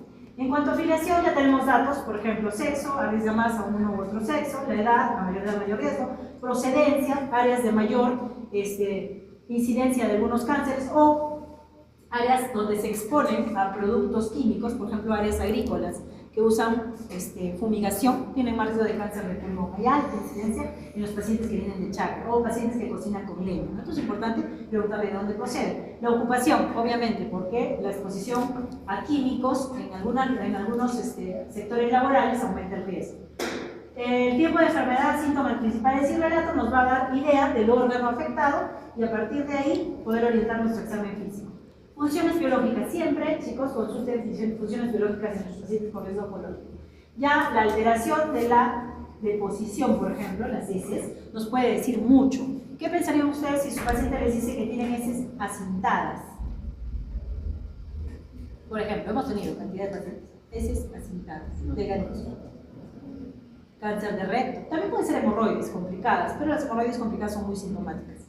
Pero cáncer de recto, ya con ese dato, yo casi tengo la idea del diagnóstico de mi paciente. Dolor abdominal, rectorragia, heces asentadas, el diagnóstico está completo. Entonces, importante, funciones biológicas. Antecedentes personales, a veces nunca le preguntamos si tenía un cáncer antes y el paciente se olvidó y no les dice. Pregunten siempre acerca de neoplasias tanto personales como familiares. O lesiones premalignas. No, doctora, hace 10 años tenía un ICO, nunca me traté, nunca me traté. Y de ahí está el preguntar a nuestros pacientes acerca de sus antecedentes personales y familiares. Sobre todo, en cuanto a familiares con cáncer, los familiares de primer grado y que hayan hecho su cáncer a edad temprana. Esos pacientes tienen más riesgo de padecer un síndrome genético hereditario, entonces debemos indagar acerca de ello. En cuanto al examen físico, pues recordamos siempre las 4 fases del examen, ¿no? Inspección, palpación, percusión y auscultación. Debemos examinar de forma general funciones vitales. ¿Por qué son importantes las funciones vitales en nuestros pacientes? Sobre todo la presión arterial. Yo les cuento, o sea, les pongo y les comento cosas del día a día, ¿no? Paciente caquéctico con un cáncer, con baja presión, o sea, eso quiere decir que hay un cáncer avanzado probablemente. Si la presión está baja, tiene alto riesgo de fallecimiento. Entonces, en un pacientito que ustedes lo vean con riesgo de cáncer, hay antecedentes, hay síntomas sugerentes y no sugerentes, y la presión baja, no se queden con eso. Hay que enviar al paciente para mejorar esa presión o ver cómo lo pueden aliviar si hay una presión agregada. Presión arterial, básicamente acá les menciono la presión arterial para pacientes caquéticos con signos de cáncer. Palidez, hay muchas neoplasias que cursan con hemoglobina baja, anemia, ¿no? Sobre todo las gastrointestinales. Así que desde que entra el paciente yo lo veo pálido, con algún signo de riesgo, ya me debe llamar la atención y tomar las medidas. Lesiones térmicas. Aquí sobre todo les hablo de los melanomas. El melanoma es una neoplasia maligna de piel que puede salir, al menos acá en el Perú tenemos mucho melanoma acral, y estos melanomas acrales salen en palmas de manos, plantas de pies, cavidad oral, zonas no expuestas. Así que debemos examinar toda la piel del paciente. Les comento, casitos. Tuvimos un paciente con múltiples, cuando vean metástasis en todo el cuerpo, así como que estuvieran, como que los han echado arena, en todo el cuerpo tienen, en cerebro, en hígado, piensen en melanoma, es uno de los que más metastiza. Y una paciente justamente con múltiples lesiones hepáticas, estuvo hospitalizada 1 mes en medicina interna en el hospital y agarraron visita, N médicos, N internos, N residentes, y un día pasando la visita, estaba creo respondiendo a consultas, le veo una bendita en el pie. Para esto no le habían hecho biopsia de hígado porque estaba mal, el INR bajo, que estuvo mal este día, que no la llevaron y no teníamos diagnóstico después de un mes. Y en el pie tenía una bendita, y yo le digo, ¿y esta bendita? Y un melanoma así enorme, muy chiquito, me parece lo que tenía. Y estaba el diagnóstico del cáncer de la mano, ¿no? Pero por eso revisen todo lo que es piel. Melanoma puede estar en cualquier sitio. Después, bueno, evaluar el estado de nutrición de nuestro paciente. Pacientes emaciados, yo sospecho de un cáncer avanzado. El cáncer inicial nunca va a tener un paciente caquético, eso es un cáncer avanzado. Adenopatías, siempre palpen, cuello, axilas e ingles, visceromegalias, que nos hablan de infiltraciones por neoplasias sólidas o también neoplasias hematológicas, y evaluar puntos dolorosos, de forma general. Cavidad oral, no olviden evaluar mucosas. El cáncer, el melanoma de mucosas es sumamente agresivo y el paciente a veces no se da cuenta, nunca se examina. Tiroides, mientras ustedes van hablando con el paciente ya pueden ver la asimetría en su tiroides. Es fácil examinar tiroides a la visualización. Examen físico de tórax no va a ser muy rendidor salvo haya derrames pleurales o procesos realmente de tamaño significativo. Si son lesiones pequeñas, aunque sean múltiples, no nos dan alteración al examen físico generalmente. El autoexamen mamario es toda una técnica. Yo los invito a revisar cuáles son las fases del autoexamen mamario para poder aplicarlo en nuestros pacientes y también difundirlo para que los pacientes se realicen el autoexamen mamario. Puntos dolorosos a nivel abdominal también me pueden orientar hacia neoplasias específicas, ¿no? Hipocondrio derecho, dolor en hipocondrio derecho, chicos, piensen en vía biliar y cáncer hepático, que hay mucho en nuestra población, está en aumento. Como les dije, 1, cantidad de cánceres de vía biliar, examinen pormenorizadamente puntos dolorosos abdominales. Y tanto rectal, bueno, en el caso de cáncer de próstata, aunque hoy en día ya podemos dejarlo un poquito de lado, según las guías. Yo lo sigo haciendo y en el hospital lo seguimos realizando. Exámenes laboratoriales, bueno, hemograma básico, bioquímico, electrolitos, esputo y marcadores tumorales. Y lo pongo con signo de interrogación porque en el diagnóstico del cáncer debemos tomar marcadores tumorales a todos los pacientes. ¿Por qué? ¿Qué son los marcadores tumorales? ¿Y dónde los tomamos? Es un tema que me gusta tratar porque yo veo que en emergencia les piden marcadores tumorales a casi todos los pacientes y hasta PSA en mujeres. O sea, ya lo tienen como ya lo tienen y piden cantidad de marcadores. Por eso se los pongo y lo recalco. Son sustancias que produce el cáncer, ¿no? El tumor va a producir estas sustancias y no son de diagnóstico, chicos, son para seguimiento. ¿Qué quiere decir? Que aun si una paciente empezó su cáncer con un marcador tumoral alto, recibió tratamiento y el marcador baja, debe permanecer bajo en el transcurso de la vigilancia. Si en algún momento de la enfermedad vuelve a subir, tenemos que hacer tomografías y estudios para ver dónde está recurriendo la enfermedad, porque es casi un hecho que ha recurrido. Entonces, para eso nos sirven los marcadores. Claro que sí hay marcadores de diagnóstico, ¿no? Por ejemplo, el PSA es uno de los más orientadores cuando está elevado, porque el PSA de hasta 10 podría deberse a una hiperplasia, a una infección, a una prostatitis. Pero si tenemos PSAs más elevados, 20, 30, hoy día tenía un paciente con 3000 de PSA. Eso ya es casi, eso no equivoco, nada le va a elevar tanto el PSA. Hace 2 días tuvimos un paciente con 1000 y tantos, o sea, llegan a ser muy, muy elevados y ahí obviamente es diagnóstico, ¿no? Nada en este mundo va a producir ese PSA, nada, solo es un cáncer. Y otros marcadores que pueden servir de diagnóstico, la alfa-fetoproteína para cáncer germinal, testicular o ovárico y también para cáncer hepático. HCG fracción beta en varones, cáncer germinal. Son algunos que podrían ser de diagnóstico, pero la gran mayoría son para seguimiento. Acá en esta tablita está, ¿no? Más o menos. ¿Para qué nos sirve cada uno? En cuanto a exámenes imagenológicos, la radiografía es un estudio un poquito limitado, pero nos va a servir en cáncer para 2 cosas. Diagnóstico de lesiones neoplásicas, tumorales, grandes, porque las pequeñas a veces no se ven. Lesiones, mejor dicho, derrames pleurales, primera causa TBC, segunda causa cáncer, y los dos se hacen la competencia. Lesiones como TBC miliar, parece una TBC miliar, ¿no? ¿Ustedes han visto TBC miliar? Sí. Esta es una diseminación linfangítica de un cáncer, muy parecido a la TBC miliar. ¿Qué quiere decir? Que a nivel del tejido linfático, las células malignas están circulando y realmente se ve así, como que le han echado arena a los pulmones, todo lleno de nódulos. Esto es de riesgo, altísimo riesgo para el fallecimiento del paciente, ¿no? A veces no se espera y se da quimioterapia porque el paciente puede fallecer. Y si hacemos una comparación con la tomografía, bueno, la tomografía es mucho más clara, pero más o menos háganse la idea del beneficio de la radiografía. Y otra utilidad, aparte de tórax, es para lesiones óseas de tipo osteosarcomas. Los osteosarcomas se dan en pacientes jóvenes, ¿no? Cada edad tiene sus cánceres de riesgo. Por ejemplo, los osteosarcomas son de adolescentes, pacientes de entre 12, 19, 20 años, con dolor en huesos largos, sobre todo de miembros inferiores. A veces la radiografía simple ya me revela la presencia de un osteosarcoma. Esas son las 2 utilidades en radiografía para cáncer. Mamografía, bueno, tamizaje a partir de los 40 años, y la mamografía nos va a dar este sistema de clasificación, el PIRATS. PIRATS en mamas, PIRATS en tiroides, PIRATS en próstata y PIRATS en hígado. Es similar. Hasta un 4, hasta un 3 se puede considerar lesión benigna. Y le pongo la raya roja porque a partir de un 4, en la mayoría de este tipo de clasificación, ya se sospecha de lesión maligna y debe ser sometido a biopsia. Entonces, si ustedes tienen una mamografía en sus pacientes con un PIRATS 4, ¿qué tienen que hacer?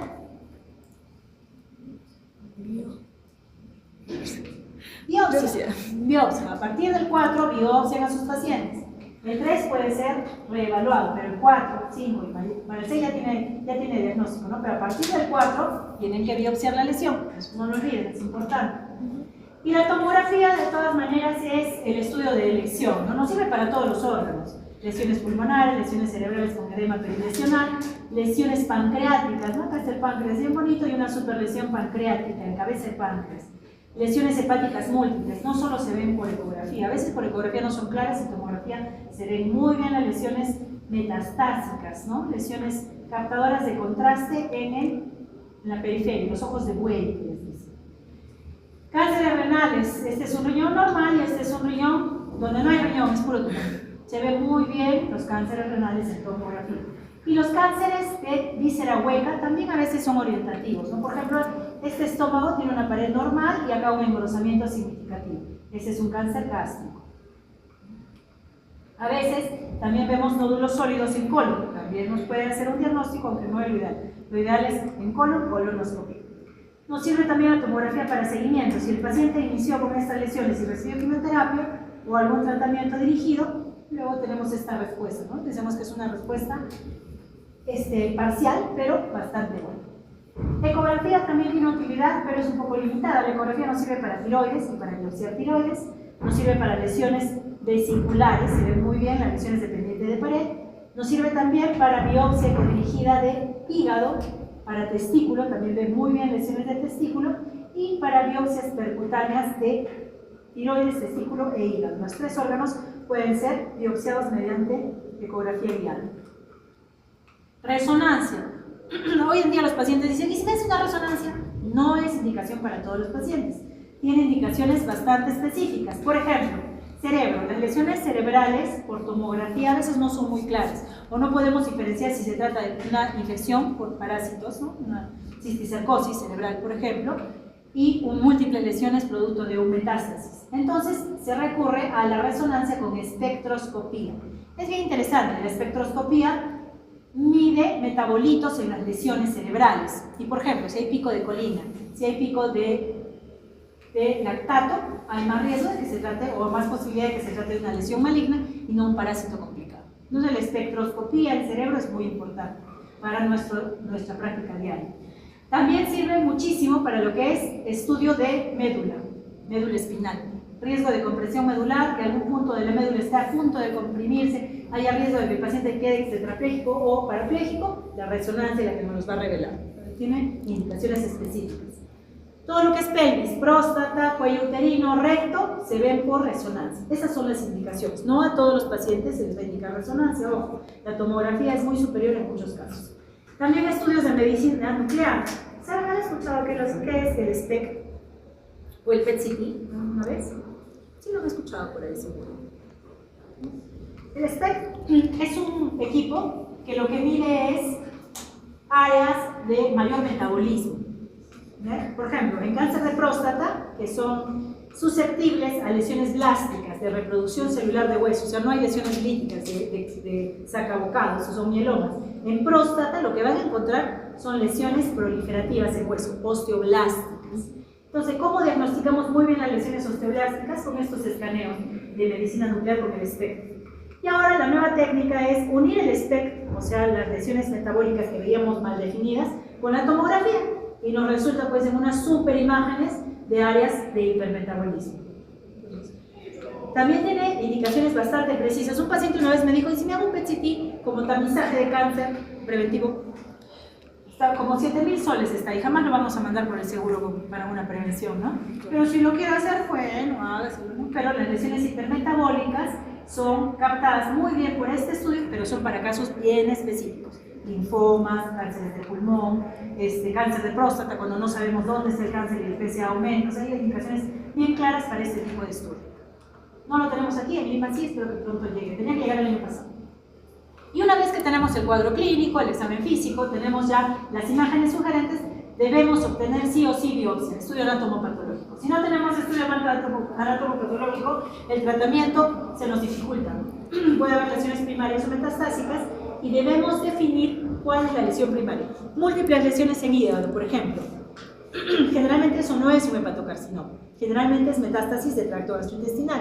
Y debemos hacer endoscopías, colonoscopías, ecoendoscopías, dependiendo, siempre si se trata de una lesión en vía biliar, ¿no? Alrededor de la papila, ¿no? La colangiografía retrógrada endoscópica es uno de los pocos estudios que nos permite poder ver papila y poder tomar muestras de papila.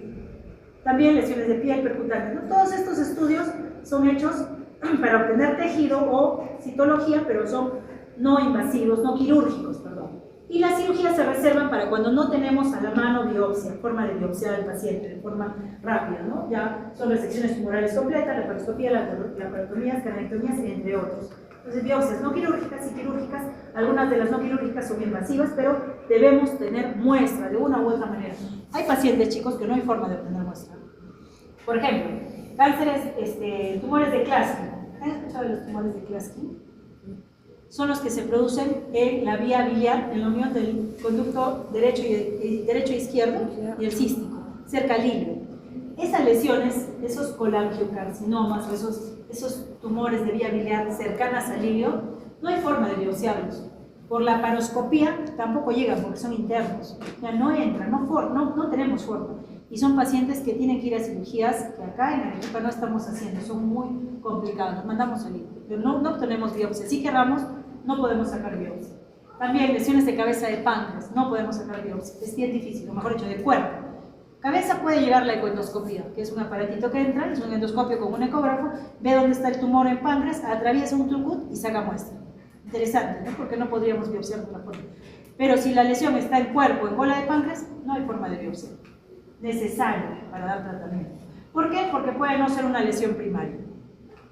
Una vez que tenemos la muestra de biopsia, en el mejor de los casos, en la mayoría de casos en realidad, corremos inmunohistoquímica. ¿Qué es la inmunohistoquímica en cáncer? ¿Han escuchado ese término? No lo van a escuchar mucho. ¿Qué es?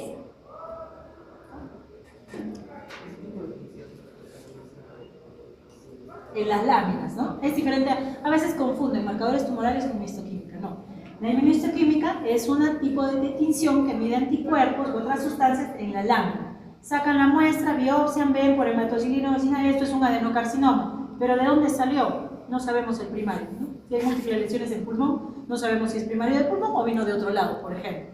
Entonces se le corre inmunohistoquímica, que hay un panel de más de 100 marcadores de inmunohistoquímica, y si marca TTF1, eso es cáncer de pulmón. Si marca carratilina, eso es un mesotelioma. Si marca CD20, eso es un colon, ¿no? Entonces, es muy importante las tinciones de inmunohistoquímica para definir lesiones primarias. Y también es muy importante para los subtipos moleculares de mama. Por ejemplo, eso lo van a ver en cáncer de mama, luminales A, luminales B, cánceres G. Eso se saca por inmunohistoquímica, tinciones que nos digan qué tipo de o qué subtipo de molecular de cáncer de mama estamos hablando. Eso justamente, por ejemplo, HER negativo no pinta nada, HER2 cruces, que hay que hacer otros estudios, pinta medias, y el HER2 positivo pinta tres cruces, ¿no? Bien pintado, y este es un cáncer de mama HER positivo. Una vez que ya tenemos la muestra, podemos proceder a secuenciación de ADN. No lo hacemos de manera habitual, lo hacemos en cáncer de pulmón. Hoy en día sí lo hacemos a todos los pacientes con cáncer de pulmón en estadio clínico 4. Y si comprobamos mutaciones específicas, se le puede dar bloqueos que van dirigidos al tipo de mutación que tiene. Entonces hoy en día sí, perfil molecular se puede usar en cáncer de pulmón, en cáncer gástrico, en cáncer de cervix, aquí en nuestro medio, pero a nivel mundial el perfil molecular se aplica a todos los cánceres ya hoy en día. Todos deben pasar secuenciación e identificar la alteración molecular que está presente. Hablamos de medicina de precisión, que les decía, ¿no? Y les pongo las mutaciones de cáncer de pulmón. Más de la mitad, poco más de la mitad, no se identifica mutación en cáncer de pulmón, pero el resto podemos identificar la mutación. KRAS es más frecuente en población europea. Nosotros tenemos EGFR, alta cantidad de mutación del EGFR. Acá dice 10% porque es un gráfico americano. Pero en nuestra realidad la mutación del EGFR en pulmón llega en algunas poblaciones al 50% de los cánceres de pulmón. Es altísimo. Y si identificamos mutaciones del EGFR, podemos bloquear esa molécula y el paciente realmente le va muy bien con el tratamiento. Entonces hablamos de medicina de precisión ya en nuestro medio. También podemos evaluar marcadores de respuesta inmune, ¿no? La terapia inmunológica que les comentaba se basa en que la misma célula, el linfocito T, va a producir su batería de respuesta contra el antígeno tumoral. Y la terapia inmune se basa en que nosotros frenamos al freno de la respuesta inmune. ¿Qué pasa? En algún momento tenemos a nuestro linfocito T y a la célula tumoral, que es un antígeno. El linfocito T produce respuesta humoral, ¿no? Interleucinas, factores de necrosis, entre otros, para atacar a la célula tumoral. Pero en algún momento tiene que frenarse la respuesta. Para esto existen dos moléculas, PD1 y PDL1, Programmed 1 y el ligando del Programmed. Ambos se unen y frenan la respuesta del linfocito T. El linfocito T ya no se defiende. La terapia inmunológica hoy en día lo que va dirigida es a bloquear a estas dos moléculas. Bloquea o frena al freno. De modo que el linfocito T sigue produciendo su respuesta y atacando la célula maligna. Y eso se está viendo hoy en día.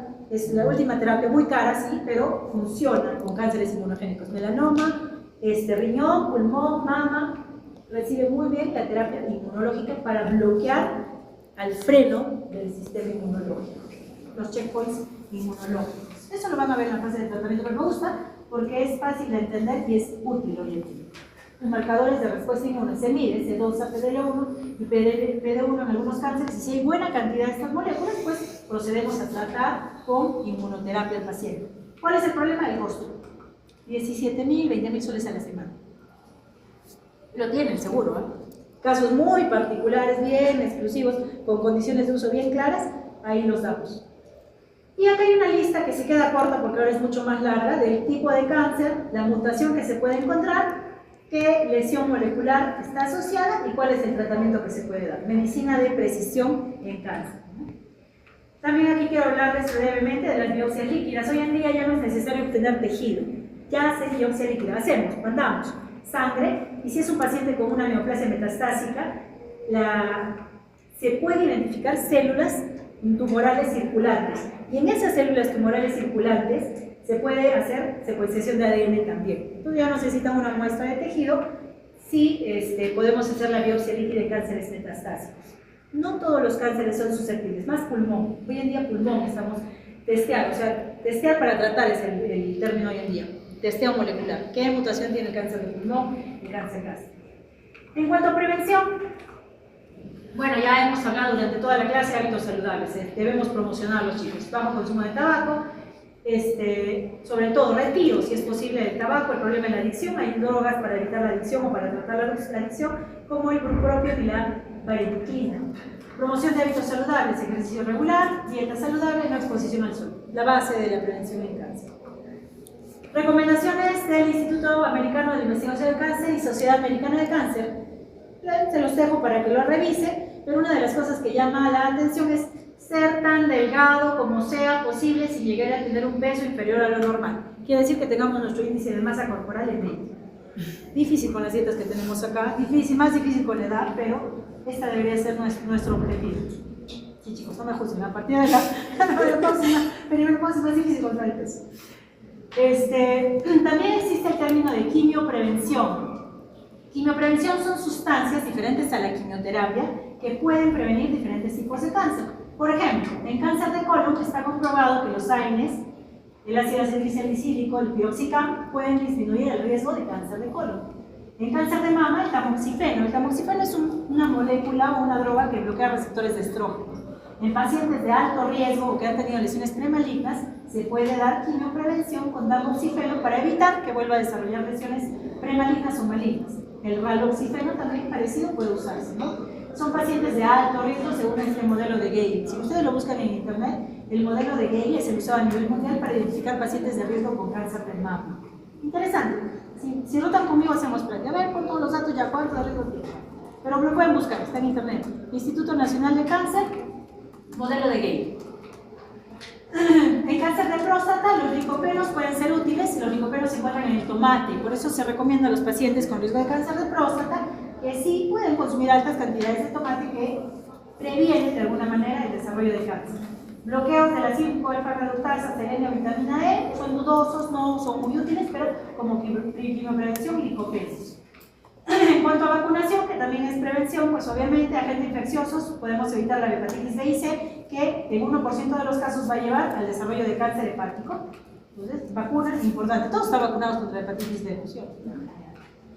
Vacunación contra el VIH, podemos mejorar nuestra prevención con la nonavalente, chicas. Y también recomendar hoy en día a los varones que se vacunen. Los varones pueden vacunarse también de forma particular. A los niños ya se les vacuna desde el 2024, 23, 24. A mi hijita ya lo vacuna. Y solo es una vacuna. Pero los varones también pueden vacunarse. Prevención del Helicobacter pylori con no vacunas, pero sí con diagnóstico temprano, pacientes que tengan sintomatología. También existe la prevención quirúrgica en cáncer, sí existe. En cáncer de cervix, cuando hay lesiones premalignas, conizaciones con OLED que sacan, son procedimientos que retiran la parte donde se puede desarrollar el cáncer, es decir, el cuellito uterino, la parte visible del cuello uterino. En cáncer de mama hay prevención quirúrgica, mastectomías radicales, sobre todo en mutaciones BRCA1 y BRCA2, que previenen la muerte de la paciente en un 81, 95%, 94% de los casos. Esto es lo que hizo Angelina Jolie, ¿no? Mastectomía radical. No fue de de que ella tomó la decisión, no, las guías establecen que en estas pacientes con bracas de alta penetrancia se hagan mastectomías radicales. Prevención quirúrgica.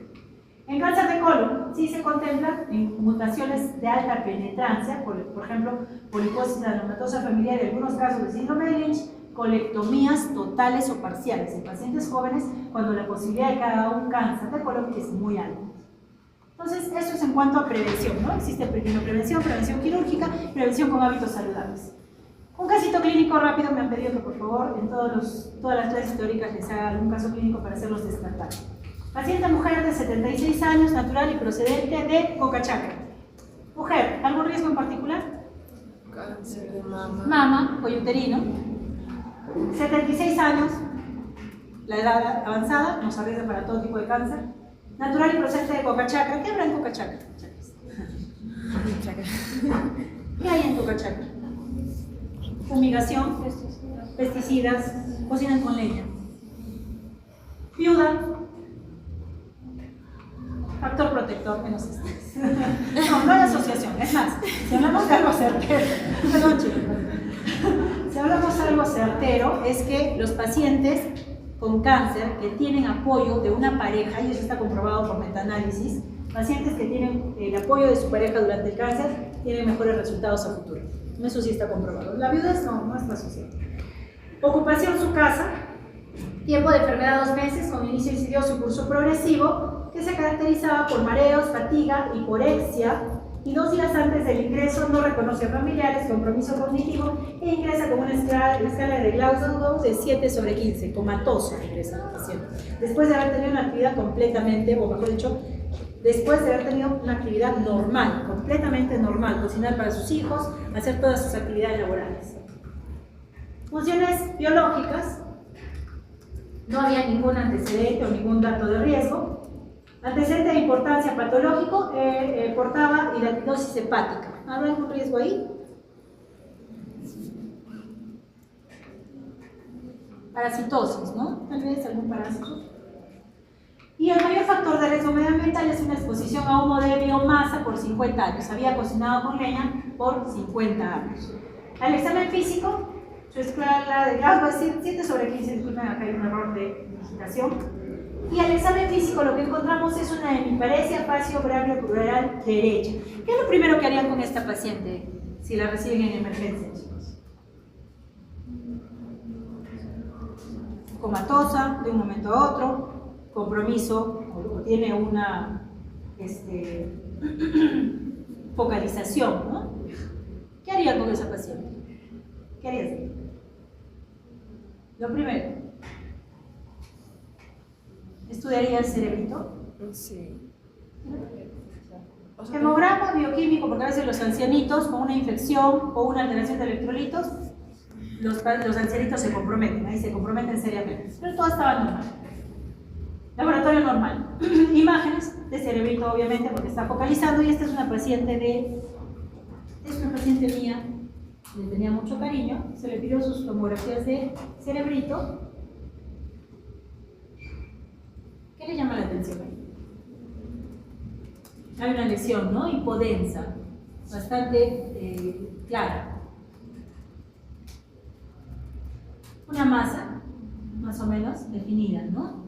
Entonces, este sin contraste, la tomografía para cáncer debe ser con contraste, chicos, en la medida de lo posible con contraste. Esa es una lesión, mejor dicho, una tomografía ya con contraste, se marcan todos los vasos, como ven ahí, y la lesión se hace mucho más clara. ¿No? La comparación de la sin contraste, la lesión o la tomografía con contraste es mucho más evidente. Y si yo tengo lesiones en cerebro, ¿pensaré en una lesión metastásica o primaria? Así, por casuística. Metastásica. Las lesiones primarias son más raras y son únicas. La señora tenía 2 lesiones, tenía otra capa. Acá hay un edema y acá se visualiza algo de la lesión. La posibilidad de que sea primaria era alejada, se trataba de una lesión metastásica. Y si yo encuentro una lesión metastásica en cerebro, ¿de qué cánceres sospecharé? Ahí está. Melanoma, mama, pulmón y riñón. Esos son los principales cánceres que se van a ir o van a metastizar a cerebrito. Entonces se le hizo su tomografía del cuerpo completo, tórax, abdomen y pelvis, y lo que se encontró en tomografía de pulmones fue esto. Un área un poco definida, medio vidrio deslustrado, con un poquito de broncograma aéreo. No era muy clara, pero esa lesión podría ser secuela de TBC, podría ser incluso una neumonía inicial, pero lo que sí nos llamó la atención fue esto. Esta lesión de aquí, no quiero que se la olvide, el pulmón es pequeña, pero tiene bordes estipulados, como una estrella. Nos vamos a acercar para verla bien. ¿No? Es muy clara, esa lesión es típica de una lesión neoplásica. Y si hablamos de lesión en pulmón con metástasis de cerebro, lo más probable es que sea un primario de pulmón ante una paciente que ha sido expuesta a biomasa durante toda su vida y que tiene con estas características. Se biopsió la lesión y evidentemente salió el resultado un adenocarcinoma. Los adenocarcinomas son los cánceres de pulmón más frecuentes. Era una lesión con mutación EGFR, por lo tanto la paciente inició bloqueo del EGFR y con 76 años ha vivido 2 años, muy bien, con una muy buena calidad de vida, excelente. Pero el problema fue, hasta la biopsia que se le hizo, el diagnóstico era un NM primero del pulmón, 4 por compromiso cerebral. En la clase de urgencias oncológicas vamos a ver qué se hizo con esta paciente, porque hay que tratar primero el edema cerebral. Tratando el edema cerebral, la paciente vuelve a caminar, despierta, estaba llevando su cochecito, su parante, incluso a los 2 o 3 días del ingreso. Muy bien. Pero el tratamiento de fondo es quirúrgico para la lesión cerebral o es radioterapia. En esta paciente fue radioterapia.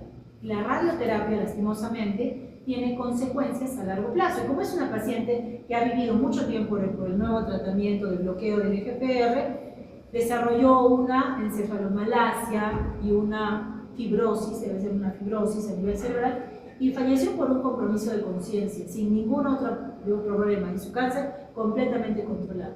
Porque antes se daba la radioterapia a nivel holocranial en metástasis porque pensábamos que eran pacientes que no van a vivir más de 8 meses, 1 año, pero ahora como las sobrevidas son mayores, hay que tener mucho cuidado con el tratamiento de radioterapia para metástasis cerebrales. Pero bueno, los 2 años que vivió estuvo perfecta la paciente con bloqueo del EGFR. ¿Listo? Muy bien chicos, terminamos.